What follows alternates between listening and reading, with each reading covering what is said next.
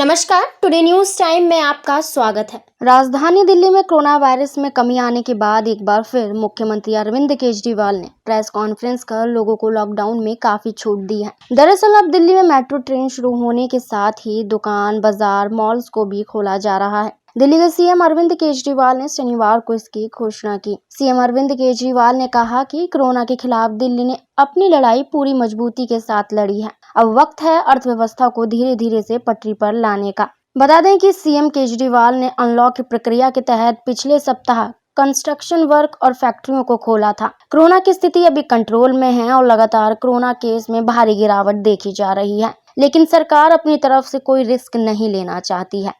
इसलिए केजरीवाल ने कहा है कि आगे भी लॉकडाउन जारी रहेगा, लेकिन काफी सारी रियायतें दी जा रही हैं, जिसकी प्रक्रिया आगे धीरे धीरे बढ़ाई जाएगी। आइए जानते हैं सोमवार से दिल्ली में क्या क्या खुलेगा। जैसा कि सबको मालूम है कि बड़ी संख्या में लोगों द्वारा सीएम केजरीवाल से मेट्रो को दोबारा चालू करने की मांग उठ रही थी, जिसके चलते केजरीवाल ने इस अनलॉक की प्रक्रिया में लोगों के मुद्दों को ध्यान में रखते हुए और उनकी सुरक्षा को देखते हुए 50% यात्रियों के साथ फिर से दिल्ली मेट्रो को चालू करने की इजाजत दे दी है।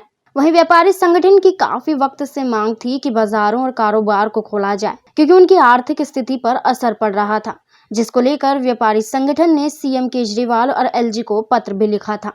अब ऐसे में केजरीवाल ने व्यापारियों के हित के लिए 7 जून से ऑड इवन की तर्ज पर मॉल और बाजारों को खोलने की इजाजत दे दी है, जो कि सुबह 10 बजे से रात 8 बजे तक खुलेंगे। इसके अलावा सरकारी दफ्तर में ग्रुप ए अधिकारी 100% से काम करेंगे, बाकी अन्य ग्रुप के 50% कर्मचारियों की उपस्थिति होगी। तो प्राइवेट ऑफिस में भी 50% क्षमता के साथ कर्मचारी काम कर सकेंगे। आपको बता दें कि स्टैंड अलोन शॉप और जरूरी सेवाएं वाली दुकानें भी ऑड इवन की तर्ज पर सुबह 10 बजे से रात 8 बजे तक खोली जाएंगी और ई कॉमर्स से जुड़ी दुकानें भी खुलेंगी। तो चलिए अब आपको बताते हैं कि क्या क्या चीजें अभी भी रहेंगी बंद।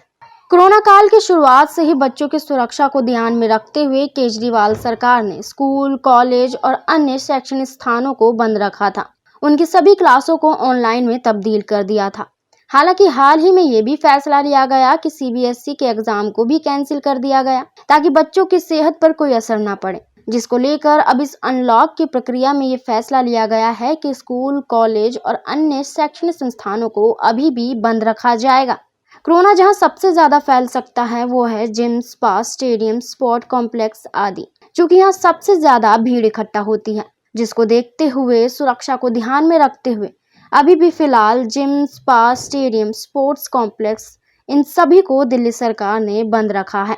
वहीं इन सब के अलावा आपको ये भी बता दें कि कारोबारियों और व्यापारियों की भारी मांग थी कि जल्द से जल्द बाजारों और अन्य कारोबार को खोला जाए। वहीं अब दूसरे अनलॉक की प्रक्रिया में बाजारों और कारोबार को छूट तो मिली है, लेकिन अभी भी इन सब में कई पाबंदियां लागू हैं, जिसके चलते जैसा कारोबारियों और व्यापारियों ने सोचा था कि पूरी क्षमता के साथ इन सबको खोला जाएगा, वैसा उम्मीद से अलग हटकर हुआ है। लेकिन ये पूरी तरह से कारोबारों और बाजारों के बंद होने से कई गुना बेहतर है। इससे हजारों लाखों लोगों की आर्थिक स्थिति में सुधार आएगा। गौरतलब है कि सीएम केजरीवाल ने पहले ही कहा था कि कोरोना खत्म नहीं हुआ है, इसलिए लापरवाही करना या एकदम से छूट देना सभी दिल्ली वासियों की सेहत के साथ खिलवाड़ हो सकता है। इसलिए धीरे धीरे ही सही, लेकिन अनलॉक की प्रक्रिया में सबको छूट दी जा रही है और ये एक राहत की बात है। तमाम और खबरें जानने के लिए हमारे चैनल टुडे न्यूज टाइम को सब्सक्राइब करें। धन्यवाद।